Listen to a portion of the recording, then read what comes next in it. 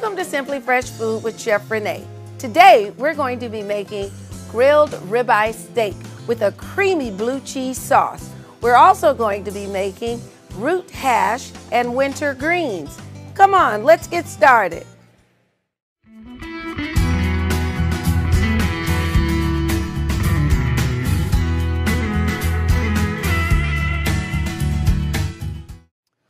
We're going to get started first with our blue cheese sauce. That's going to take us just a little bit because we need to let that heavy cream sort of reduce, but at the same time start to get into a thickened state.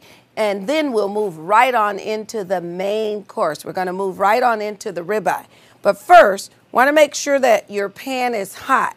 We're going to add our onions and garlic first to the pan. Now, I'm using a non-stick pan, and the reason I'm using a non-stick pan is, of course, because I don't want it to stick. But I'm also using it because it's so much easier to clean up. So let's get all of that in, and we're going to use a little oil. Now, what you don't want to do is you don't want to let your garlic nor your onions burn. So you're going to watch those things. Now, you don't have to use the onions and garlic, but you can. In a traditional white creamy sauce, you'd want to then strain the sauce so that it's nice and silky and smooth. But we're not going to strain it because I want the onions left in there. So I've added the heavy cream, and we are going to let it come to a boil. I know you always hear, don't let your milk come to a boil. We want the heavy cream to come to a boil. Now, it's up to you, but I like to add sprigs of thyme. I'm going to add 2. Now, the leaves of the thyme will probably come off in the sauce. That's okay too. If not, later, once you've gotten all of the flavor out of the thyme, you just simply remove the stems. Now, this is working up to a very, very nice boil. I like the specks in the white of this dish.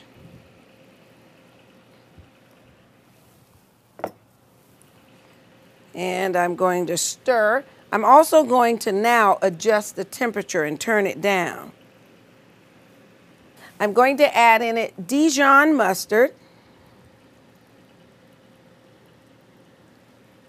I'm also going to add in some Worcestershire sauce. This is a beautiful, beautiful, delicious sauce. Now, the heat is still in the pan. So while that heat is still there, I'm going to add the blue cheese. Now, depending on the type of blue cheese you have, you want to really watch it because blue cheese is what I call a very powerful cheese. And I'm using Danish blue cheese, which means it's even more, or it's even stronger. So you want to watch it. But I'll tell you a little secret. How you can sort of bring down or mellow out the taste of the blue cheese. And that is, you can add a little lemon zest along with salt. And believe it or not, it'll help mellow out this taste. So we're going to stir and press down on our cheese crumbles until it all melts. All right, so now I'm going to add some lemon zest to it. Now, you want to take maybe the zest of half a lemon. It's up to you, depending on how strong your blue cheese is. And I know my blue cheese is strong.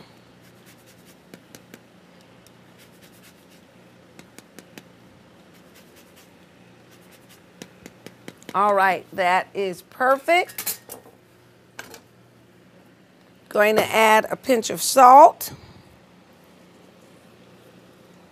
and stir, and then I'm going to taste. And if all goes well, we'll set it aside. If not, we'll start from scratch. I'm just kidding. All right, so let's do our taste test. Now, one of the tests is it coats the back of the spoon. So there you have it. Look, there's one test. And then the other is a real taste test.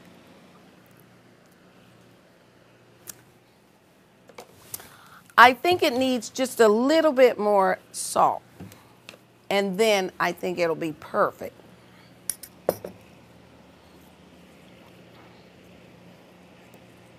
There we are. So that was about 3 pinches of salt altogether. And then I think that is going to be perfect. All right, now we're going to put our blue cheese into a gravy dish or sauce dish. That's what we're going to use it for. Look at that, just beautiful. We want to get out all the chunks.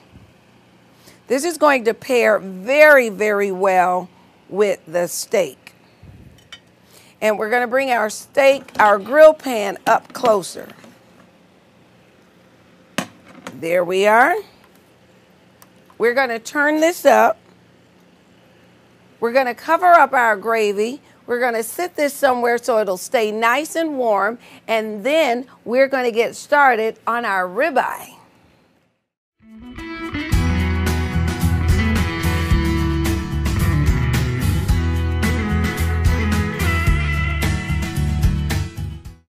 All right, so now we are ready to start on our ribeye. Now, first you want to make sure you get you nice, good, thick, juicy pieces. A lot of red to it. And then we're going to season them. Now, if you wanted, you absolutely could marinate them, but there's no need to. And we got some nice marbling going on, so that's fantastic. Now, in my seasonings, I have, let's put some of this here. We got oil right there that I'm using to help me massage in my seasonings.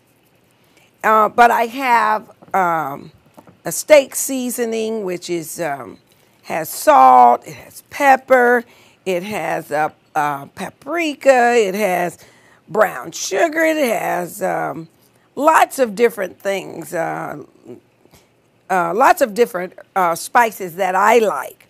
But if there's something that you like, then make sure that you use that. Now, the sugar is going to help with the searing and giving it a very good taste, but also a very nice dark seal. And since we're not outside, we're grilling it right on the stove, I want that to occur. So it doesn't require too much massaging. So I just massage that in. I'm going to spray my pan, and then we are going to put these right inside. So let's spray that. There we are. And I'm spraying it heavily because we have, remember, the brown sugar. So these are huge. So I'm going to put one right on. And there is my wonderful sizzle. And these are just going to be delicious. Anyone want to join me? All right, so I'm going to just move things aside. We're all done with the seasoning. And we're going to let that cook to get a very, very nice sear on it. And then we will move it about so we can get some nice grill marks. I'll show you how to get those very nice grill marks. We're not going to mess with the steak too much because it needs to be on for, anywhere from about that thick, maybe 6 or 7 minutes. Then we're going to flip it over to the other side. I'm going to turn them in about 4 or so minutes. and that will give me the nice grill marks that I want, but it'll also give me the proper sear that I'm looking for. We're going to flip them over and let them cook for another 6 or 7 minutes. And depending on whether you like yours medium rare or medium taboo, or if you want it rare, you let it cook a little bit softer. But it's up to you and whatever you like. And then we're going to turn it off and cover it with tin foil and allow it to rest. That way the juices will redistribute, making everything just sort of melt in your mouth delicious.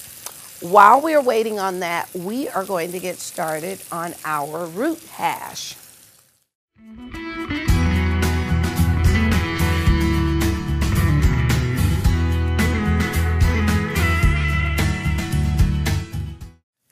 All right, and we have some of the ingredients right here.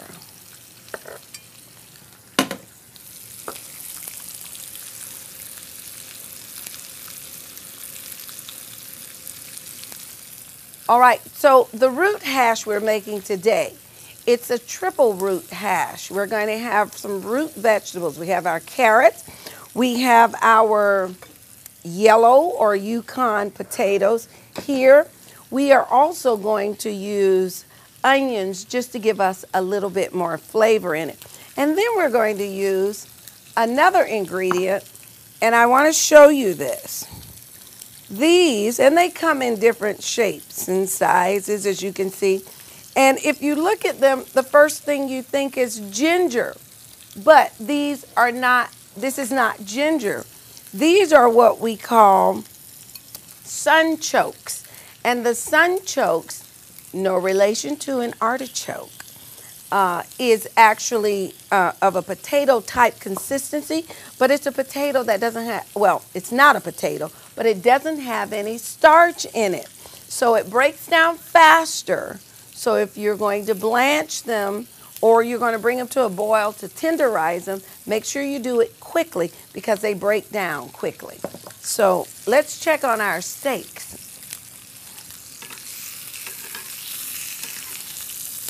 Boy, they are looking fantastic. I'm going to turn them in another direction just to get the kind of sear I'm looking for. This is great.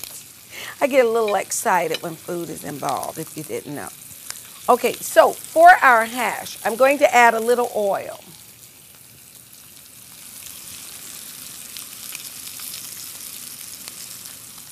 Now, let me tell you also about what I've done. I blanched or brought the potatoes to a boil and quickly took them out, dried them off, and now they're ready for me to put into the pan because I want to brown them. I blanched and shot the carrots and dried them off, so they are ready to go. I'm going to add onions. And you know, I have to say sometimes when I use onions, not only because they enhance the flavor of things, but also I think that in the kitchen we use it as a gauge. We gauge if our oil is hot enough, if our pan is hot enough. We gauge if flavors have been released because onions release their sugars. So there's a lot that's going on whenever we're using onions in the kitchen. Now, I think that our steak is ready to turn over. Oh, wonderful. Here we are. Look at that beautiful, beautiful grill marks. I had that one partially off the grill pan. Tisk, tisk, tisk. But it's going to taste just as fabulous. So we're going to go ahead and let those cook for about 6 minutes. I'm going to get spatula to stir up our onions.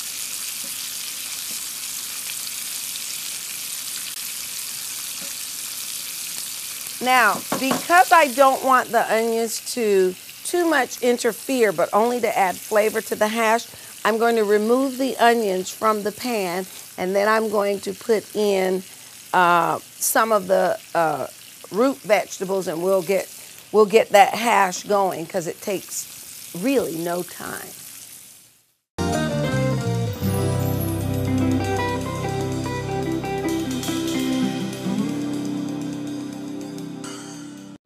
Now we're going to put our onions into the bowl.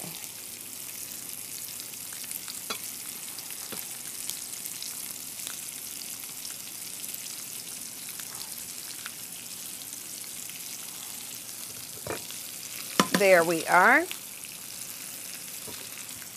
We're going to add a little more oil to the pan.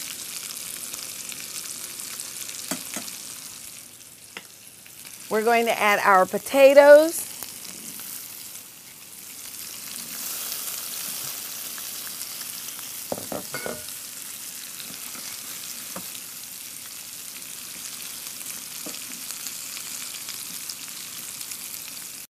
Now, I'll tell you, the reason that I've chosen to use the sun root or the sunchoke is because of the health components associated with that. But before I continue, let me take a peek at our steak. Don't want to mess these babies up. Wonderful. All right, so I've turned off the grill pan for the steaks. Now, we're going to tint some foil over the pan, and that will ensure that the juices are redistributing. Woo! It's going to be so delicious.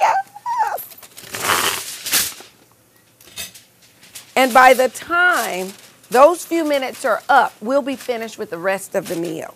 So we're going to let that just continue. And remember, these induction burners, when I turn it off, it's off. It's still a little bit hot because the temperature is going down. So let's stir up our potatoes.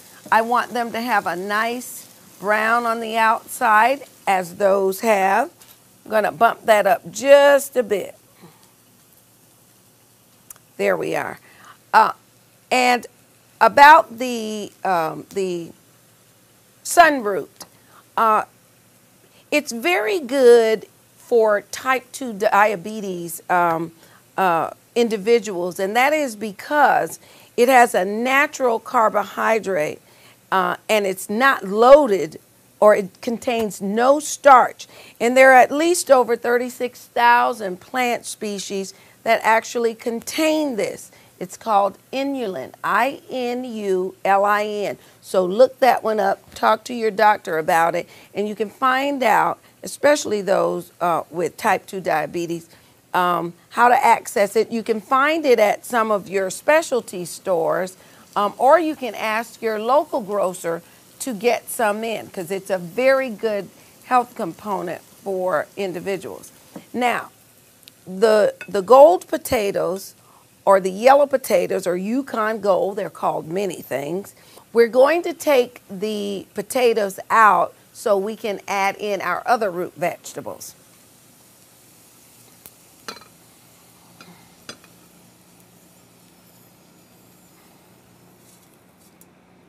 There we are. And now we will add our carrots.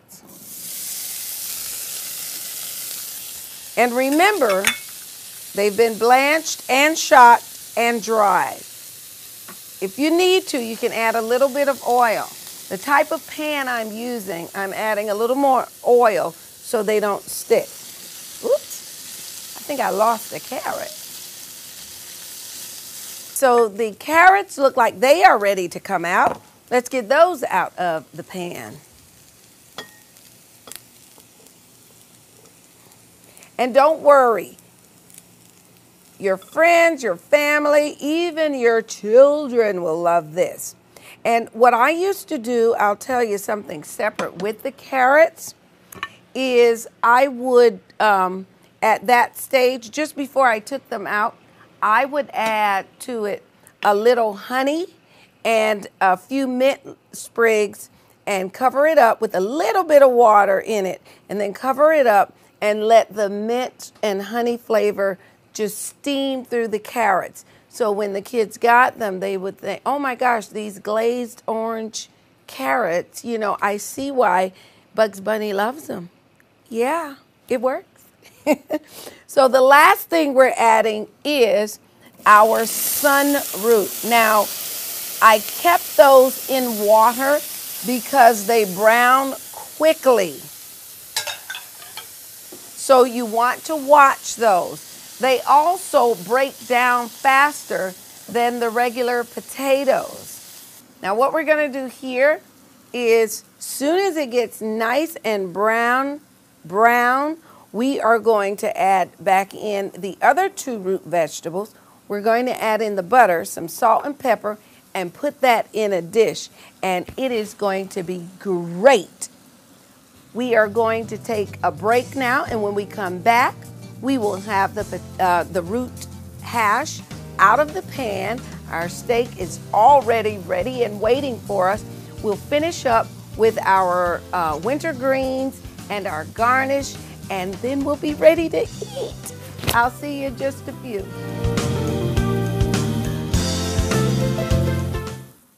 Hello, and welcome back for a whole new season of Simply Fresh Food with Chef Renee.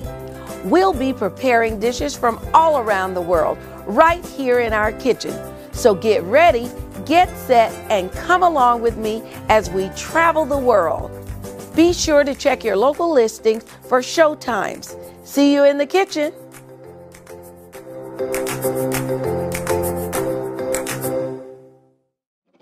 Welcome back. We are finishing up our ribeye steak with a creamy blue cheese sauce. Yes, we have just one other dish to add, and that is our winter greens and a garnish. Let's finish that up.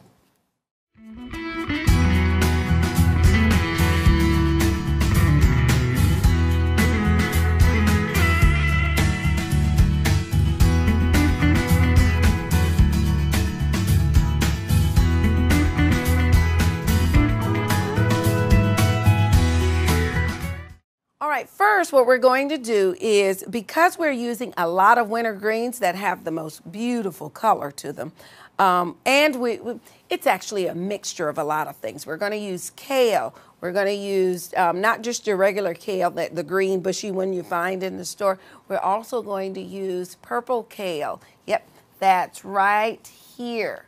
This beautiful green right here. We're also going to be using chard. And we got some chard right here. We have the red one. Look at that. And look at the stem. How gorgeous is that stem? Beautiful. And don't just throw your stems of any of your greens away. Look it up and see, can you use it?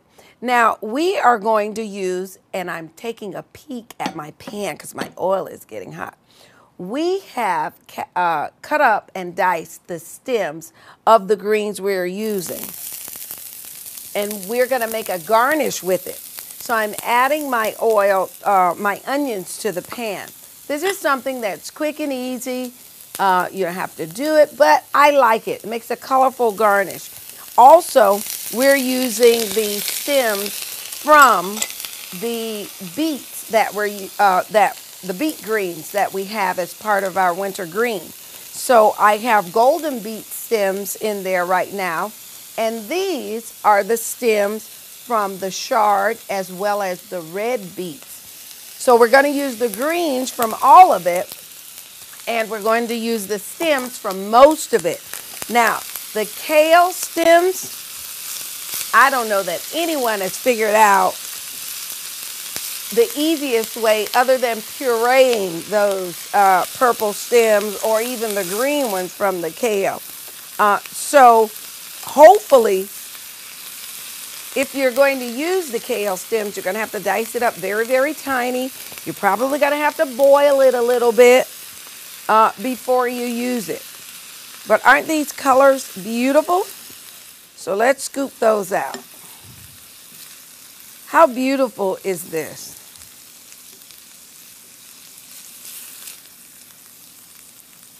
This is a heavy cast iron skillet, so I'm not going to lift that one. Not unless I have to. And it looks like I might have to. Let's do this.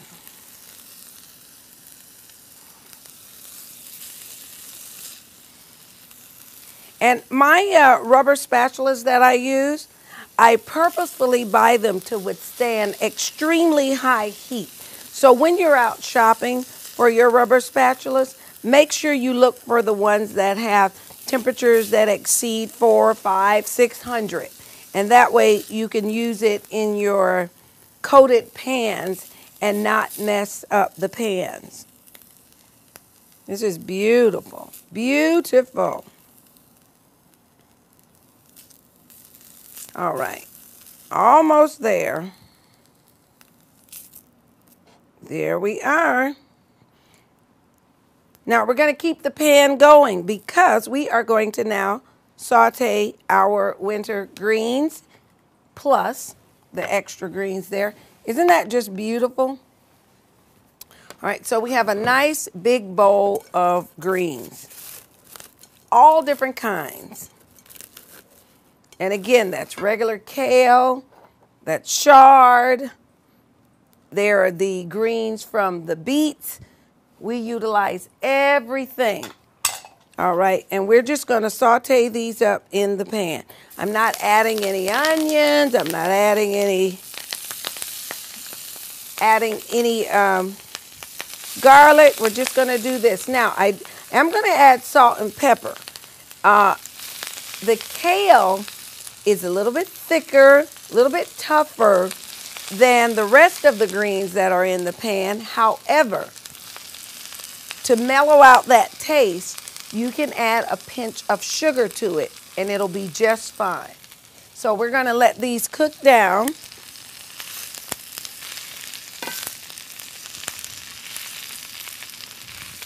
And if you want, you can certainly add to this a little bit of water to help steam them, but I don't want to add any water. I just want them to go ahead and cook on their own. And we are ready to plate.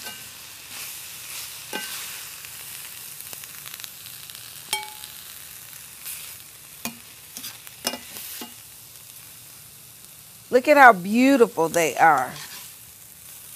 Now, because I'm ready to dig in, I am not going to start on that next bunch of greens. I'm going to leave that right there. Let's get rid of some of this stuff.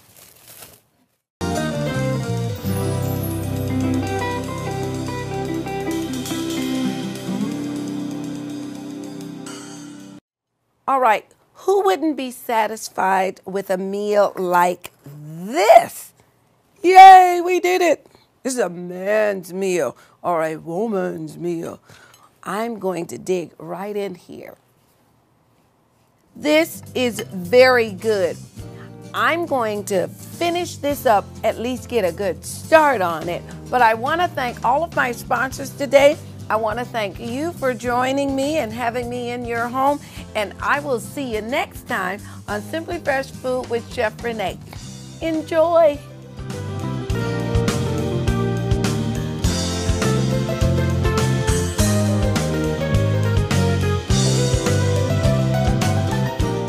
Simply Fresh Foods with Chef Renee is sponsored by Red Tail Heart and Bo Wrap Cookware.